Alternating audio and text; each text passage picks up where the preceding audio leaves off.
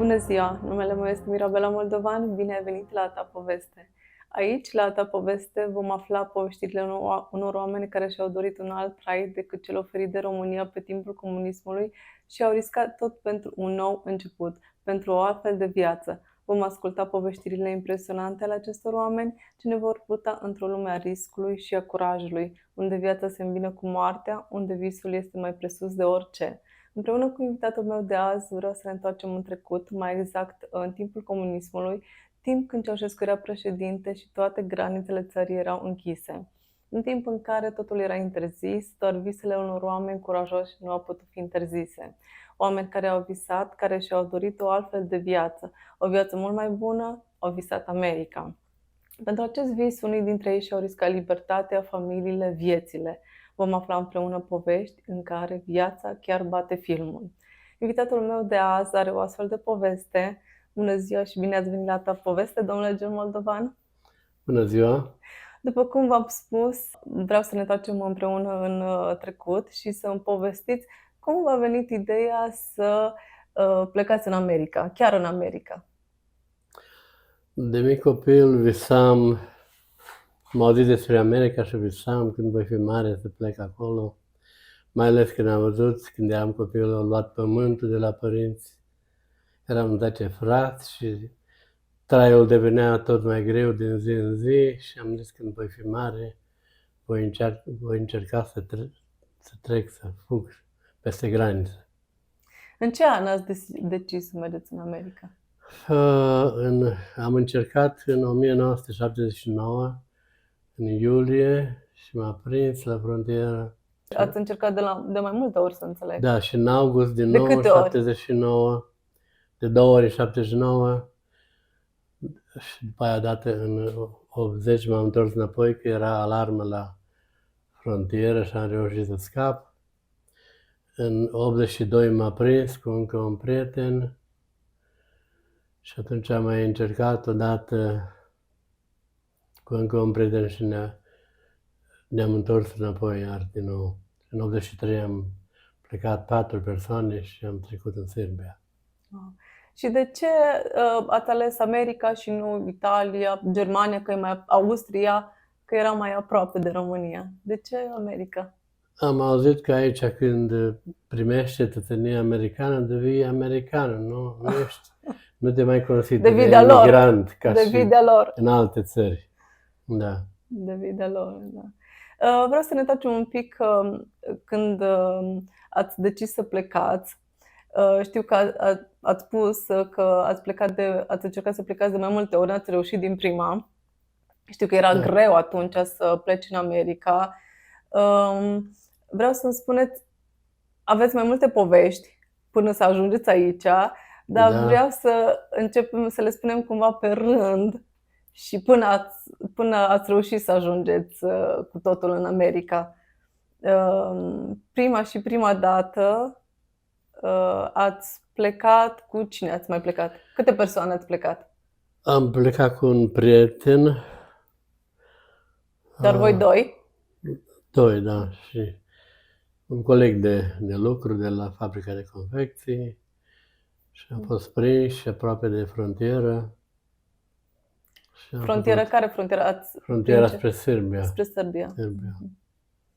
Atunci nu am făcut pușcărie decât o săptămână arest, nu era legea cu pușcăria, după aia a început.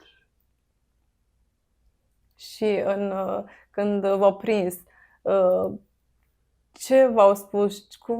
Ce s-a întâmplat acolo? M-a întrebat, ai copii? Am zis, am 4 copii. Atunci au început să mă bată, ai 4 copii și ai lăsat să pleci în America. Nu vezi că aici e America la noi în țară? Unde duci mai bine ca aici? Asta a fost prima dată? Prima dată, prima dată. Și cât ați stat acolo? Prima dată? O săptămână. O săptămână. Și vă dau drumul așa, pur și simplu? Sau ce v-a spus? Ne-au tuns schelii și la fabrică ne-au judecat din nou acolo. Ne-au luat la mișto, la bășcălie. Uite, că vreau să fugă din țară. Și după o lună am încercat iar. După o lună ați avut curajul iar. Și ce s-a întâmplat atunci, a doua oară? Atunci iar ne-a Tot prins, prin Serbia ați... tot spre Serbia, da, pe altă parte. Acolo m-a întrebat dacă am copii, am zis că prima dată m-a bătut, că am zis că am 4 copii și am mințit. Am zis că nu am atât. N-ai copii și ai vrut să pleci de aici. Iar m-a bătut. Nu, zic, de acum nu mai mint, dacă mă mai prind. Deci să înțeleg că nici cum nu era bine, nici dacă aveați copii, nici dacă cum, nu aveați da, copii. da. Ok. Și atunci, a treia oară am încercat cu o cumnată și cu copilul ei, care e acum în Australia. Era alarmă la frontieră, ne-a dus cineva până aproape și ne-a pus chiar în gura leului. Acolo erau lumini și forfătă și am reușit să plecăm înapoi din zonă. Deci atunci nu v-a prins, Nu. ați scăpat. Ok. Și v-ați întors înapoi în România, Am întors la înapoi, familie? La Timișoara și la familie, da. Ok. Și Și după aia am încercat din nou după cât timp? 2 ani. 2 ani. Oh, Da. ok. Cu încă 3 persoane, eu am fost comandantul, unul a mai fost prins ca mine și 2 erau noi și am luat și pe ei cu noi. Deci toți aveau același vis, America. Da, toți. Niciunul în altă Ne parte. gândeam la America și voiam să ajungem în Italia, în camp, în lagăr, dar norocul a fost în altă parte. Am trecut în Serbia și de acolo am trecut în Austria și am stat 6 luni în lagăr, în camp. Deci După aia, ați reușit să treceți granița, ați ajuns în Serbia. În Serbia v-au prins? nu ne-au prins și meream mult pe jos. Am stat la stop și nimeni nu voia să ne ia pe frâie. Nici nu știam că e voie pe autostradă să umbli pe jos. Și a oprit un autobuz ce venea din Turcia. Era un șofer turc și cu el era un delegat francez care a dus oamenii ce lucrau în Franța în concediu în Turcia. Și s-a oprit chiar în dreptul nostru, fiindcă nu mergea ștergătorul la șoferul asta. Numai Dumnezeu cred că l-a oprit. Cu siguranță. Că i-am întrebat dacă ne duce mereau spre Austria, ne duceți până la Viena? Nu, cădeau că suntem din România, nimeni nu ne voia. Și delegatul s-a dat jos să vadă ce-i la parbriz. Și Dumnezeu l-a orbit și nu a văzut de ce nu merge ștergătorul. Și atunci prietenul meu, că am rămas 2 între timp, ne-am despărțit în 2, el te mă îmboldea. Păi, ai avut mașină, uite ce-i bai acolo? Și m-am uitat de aproape și am văzut că piulița e slăbită și am făcut semn la delegat, strânge șurubul aici. Și am mers în mașină, am luat un wrench, o cheie și-o strâns șurubul și a zis la șofer, la turc, cred că Ahmed îl chema. Și încercat, a pornit șergătorul. Hai de sus! Dar cum ați înțeles cu ei că... Prin semne mai prin mult semne. și Deci tot v-ați colegul meu descurcat. știa ceva engleză, dar ei nu știau engleză niciunul. Deci și prin semne și tot v-ați Da, descurcat. Ok, foarte frumos. Și atunci, pentru că i-ați reparat Ne-a luat ștergătorul, v-au luat în mașină. pe drumul spre Austria și ne-a dat să mâncăm acolo, am dormit în spate câteva ore până am ajuns. Ne-au lăsat chiar la ultima comună după Maribor, Șentil, un sat mic Șentil, la câteva sute de metri de graniță. Și când a plecat autocarul din fața noastră, am rămas cu prietenul meu și ne-am trezit față în față cu un polițist dincolo de drum. Atunci ne-am făcut că plouă, am trecut pe lângă el, salutat cu mâna și am intrat pe o ușă, era un restaurant, am intrat înăuntru și dinăuntru ne-am uitat dacă se uită după noi, dar nu era interesat. Și am ieșit pe ușa din spate care dădea într-o grădină cu pom și iarbă mare cât omul și Am stat acolo vreo 10 ore până s-a noptat. Wow. Am văzut niște dovleci acolo, cum creșteau printre pomi, că era neîngrijită și am zis la colegul meu, eu mă duc să văd dacă nu-i Pepe de el. Nu, te duc, tot tremura de frică. Și mă duc și am văzut că era Pepene. Nu, era dovleac și nu l-am luat. Și ne-am apropiat tot mai mult și am văzut pe doi militari cu armele pe umăr, cum coborau de sus, de la pichet, de unde aveau punctul de observare, spre pichet jos, tot vorbind. Și după aia, după ce ei s-au îndepărtat, am zis la colegul meu, haide să mergem, că aici e frontiera. Nu era nicio fâșie, era doar o bornă, scria RSFI și pe partea altă Österreich, Austria. Dar lui nu-i venea să creadă că trebuie să fie fâșie ca la români, dar nu a fost nicio fâșie. După aia am trecut și am dat de o casă așa cu barieră, cu lanț, cu iarba tăiată proaspăt. Se vedea că era capitalism acolo, nu comunism. Și a zis el, nu, acum cred că suntem în Austria. Vreau să-mi spuneți cum v-ați descurcat cu mâncarea? Că mă gândesc că nu puteți să vă luați prea multe cu dumneavoastră, să aveți. Cum v-ați descurcat cu mâncarea, cu apa în special? Am mâncat bine când am plecat de acasă. Nevasta a făcut ardei în plus, toți 4 au mâncat la mine. Și am luat câte o sticlă de apă. 2 dintre ei nu au avut mâncare deloc și unul nu a vrut să știe, nevasta, că fuge.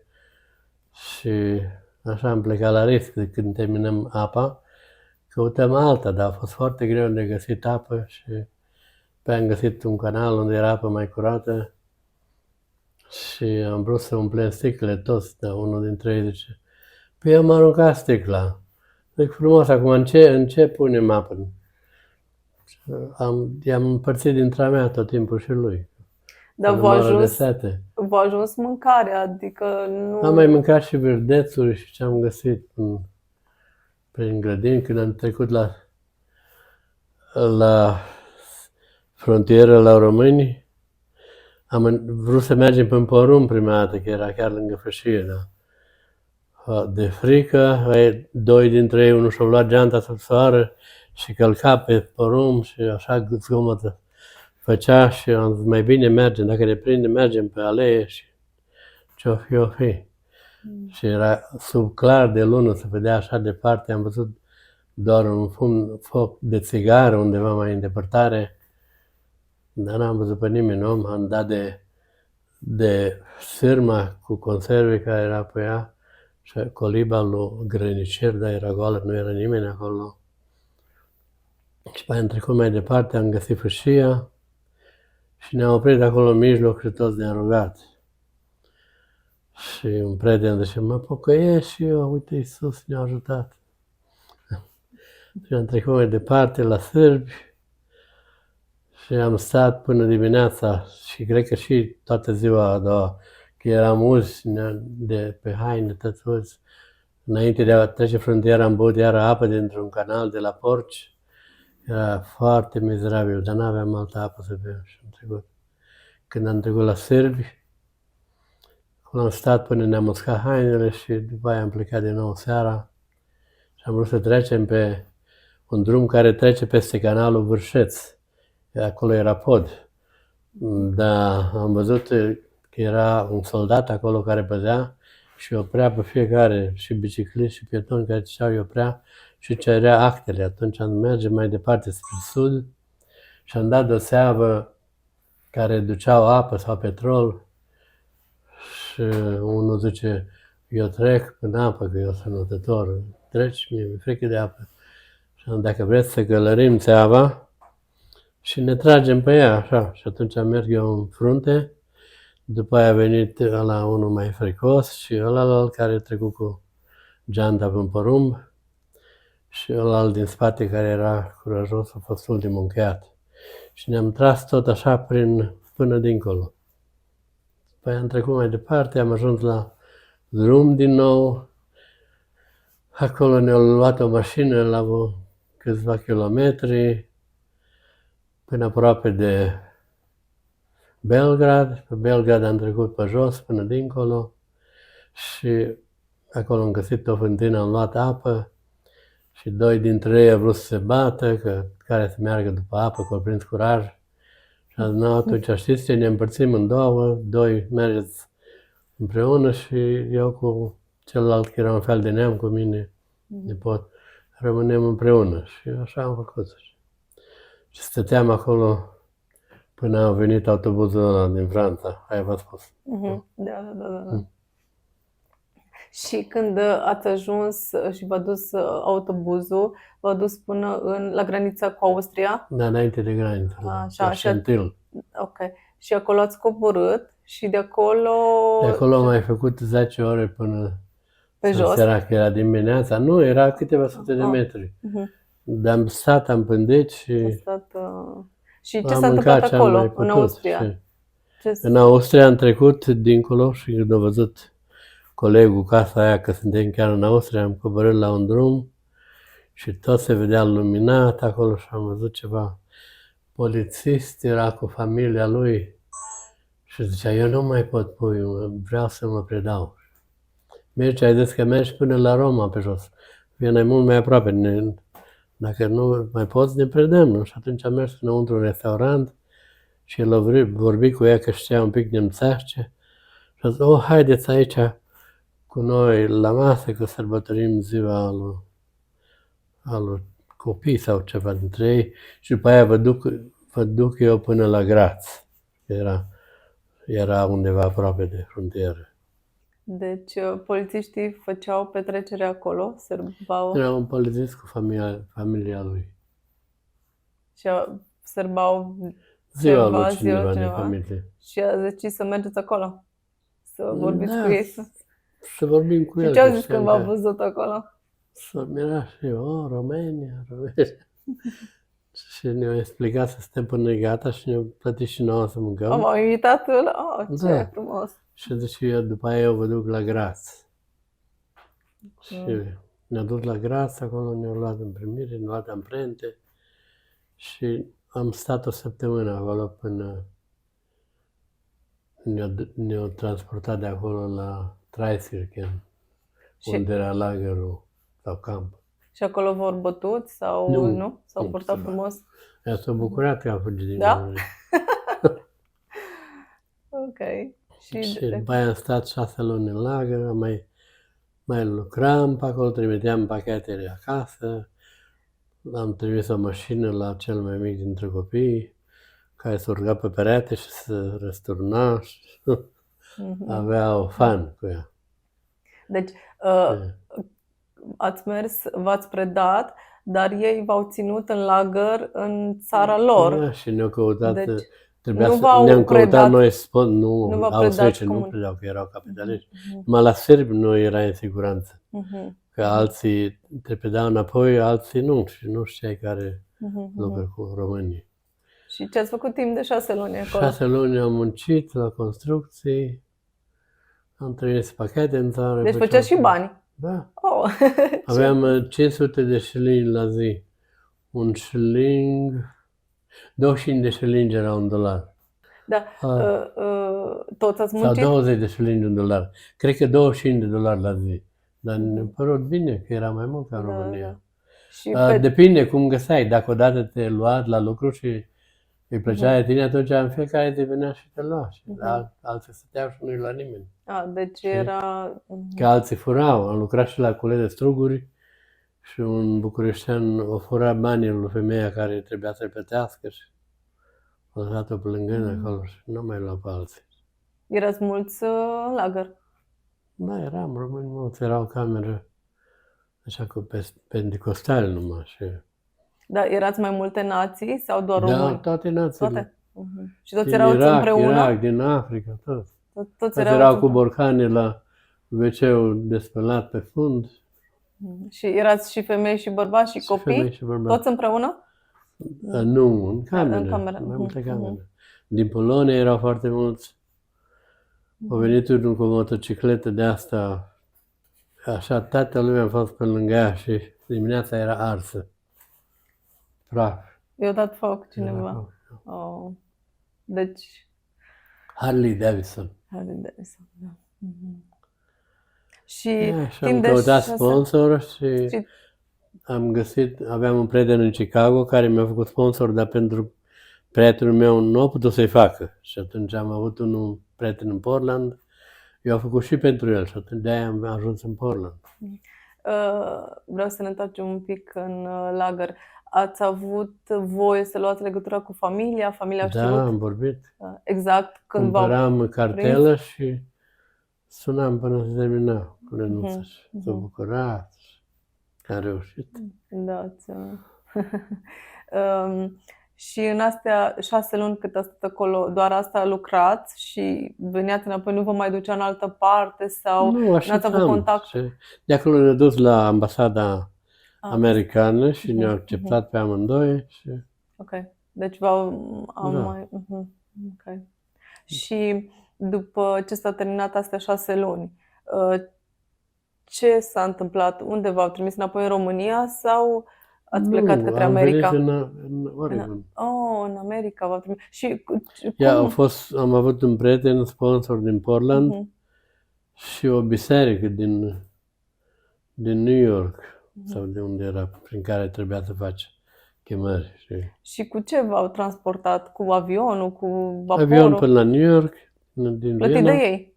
Da. Bun. Dar am plătit înapoi după biletul. 300 a fost, cred.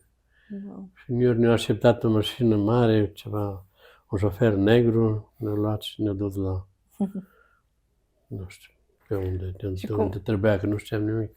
Și cum vi s-a părut America? Când în sfârșit ați văzut-o? Ăla ce a venit cu mașina roșie, toată era ruginită, cu găuri în fendere. Dar era plin de mașini mari pe atunci. Noi în România le ziceam uzină pe roți. Dar v-a plăcut așa, totuși să ajungi în țara în care ai visat?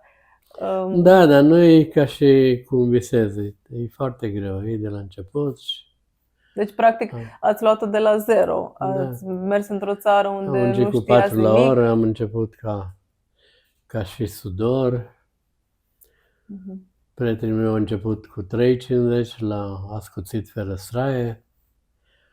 Unul dintre ei, din aia 4 ce am fost, a ajuns și el tot în Portland, că avea rude.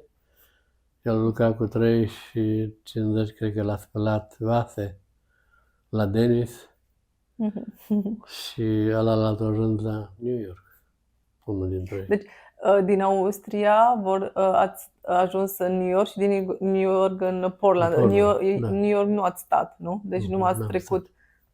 Și direct în Portland și acolo v-ați găsit de lucru. De lucru, am strâns bani, lucram 16 ore pe zi cu 4 la oră și prietenul meu zice, este o casă ieftină, nu vrei să o cumperi? Deci, Aveam 6 luni. Deci nu știați limba, nu știați nimic, Știam deja, în 6 luni mă descurcam. Dar când ați ajuns în America, nu știam limba nimic. Deci nu. n-ați știut limba, n-ați avut bani, n-ați avut nimic și totuși v-ați Am avut descurcat. $100 ce mi-am păstrat din ce am lucrat în Austria. Și totuși v-ați descurcat. Un prieten ce l-am cunoscut aici, că sora lui era șefa mea la confecții și asta era aici, lucra ca sudor. M-au chemat la el să văd cum lucru și dacă vrei, zic, te angajat și pe tine aici. 4 la oră. Și pe câteva luni am luat așa, n-am mai lucrat pe ore, făceam uși din fier și încheiam o ușă într-o oră, îmi dea $55. Și atunci, la 6 luni, am cumpărat o căsuță, era la 13.000, am avut 6.000, am pus jos și prietenul meu a mai pus el 7, mi-a dat împrumut și am luat-o. Pe aia tot am lucrat, 10 ani am stat acolo. Și după cât timp familia a reușit să vină la După 6 sau 7 luni au ajuns și ei, că dacă cineva era fugit, era obligat să lase familia să vină. Și dumneavoastră, după cât timp ați avut voie să vă întoarceți în țară, în România? După 12 ani, după ce am avut istoria, am plecat. Când au ajuns ei de la aeroport cu Lenuța, au venit toți copiii de la Neighbors Și a întrebat, putem să ne jucăm cu ei? Ei tot au fugit înăuntru, se uitau după ușă. Zic, da, dar Claudia și tati, de unde ai învățat o engleză perfect? Acum, după 40 de Nevoia ani, te zice, învață. tati, tu nu știi engleză. Nevoia te învață, da. Da. Atunci știam mai mult engleză, că după aia am început să lucrez cu români la business-ul ce l-am avut și am început să uit engleză și am îmbătrânit. Deci, dar visul american l-ați trăit. Ați luat-o de la zero, la ce vârstă? La 34. 34 de ani. Deci la 34 de ani, cu o familie, 4 copii, Da. ați luat-o de la zero în America și ați reușit. Ați reușit și... Am mai avut încă 4 copii născuți aici. Deci 4 în România, 4 în America. 2 Ați băieți, făcut 2 pereche. fete acolo, 2 băieți, 2 fete aici. Da.